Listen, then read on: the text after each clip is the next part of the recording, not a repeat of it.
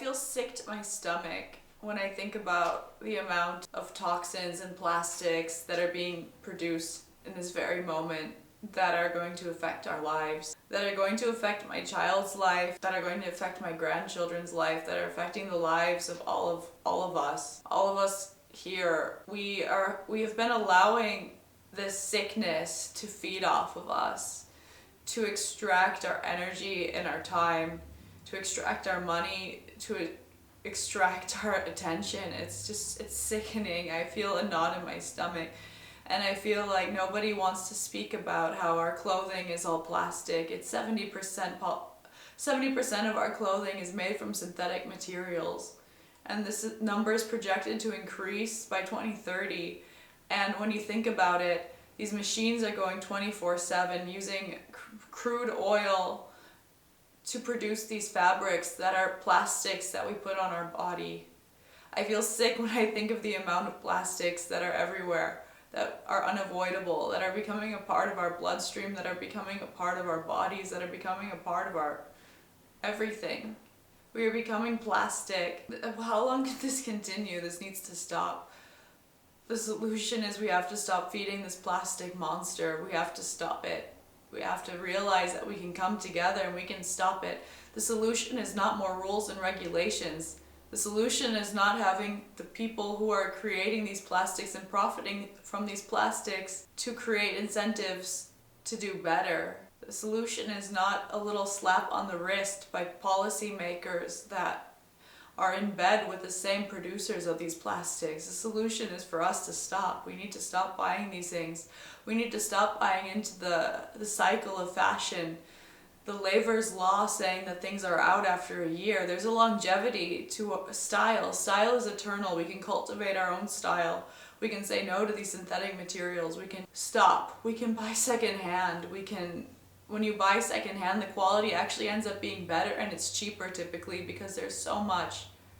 I've just heard that 80 pounds in the United States of garments are thrown in the trash on average per person. 80 pounds. Why do we need 80 pounds of waste? It ends up being burned. It ends up just being discarded. It ends up in landfills. It ends up just in mountains of plastic garbage. We need to stop with this plastic. We need to stop with the synthetic materials. Just the argument alone that when you buy it, it doesn't hold up. Look, I bought these.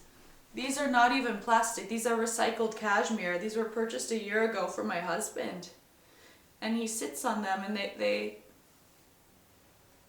this is what happens.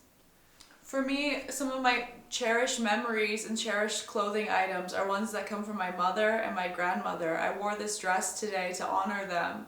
That part of my family came from Mexico. I wore this dress that I bought at Goodwill for $5 to honor their legacy. To honor their legacy from Mexico that cherished the natural world, that cherished heritage, that cherished heirlooms that you can pass down from one generation to the next to show that we are in a cycle where we continue. Things do not die, we just persevere. We persevere together as a family, a human family. This sweater, this one's from the 80s from my mother. This one is cashmere as well, but this one, it only has a few holes that I've patched up myself because I want to preserve this, because I see the quality of these new clothing items.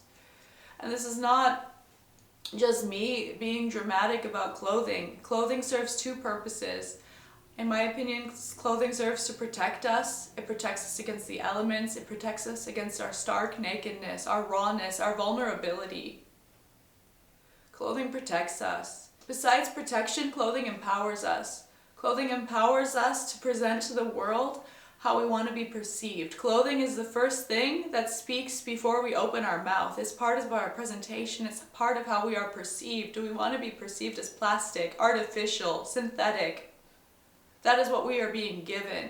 We are being given synthetics that are in a cycle, a parasitic cycle that feeds off of us, that extracts off of us, and at the end we are the ones, and our planet is the one that is suffering.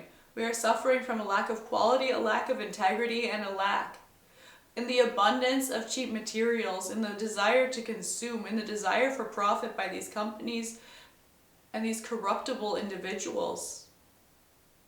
We are all being harmed collectively and our children are being harmed. It hurts me to think of all of these plastics that fill everything that my child comes in contact with, that he puts in his mouth.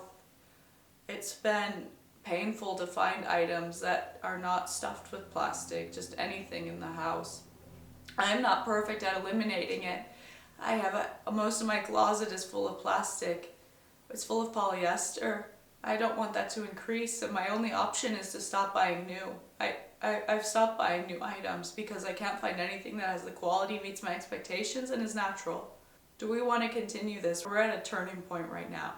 We can decide to stop this by stopping to buy new things, by saying no to these companies, by not letting them decide how they want to take it. Do we really just want recycled plastics?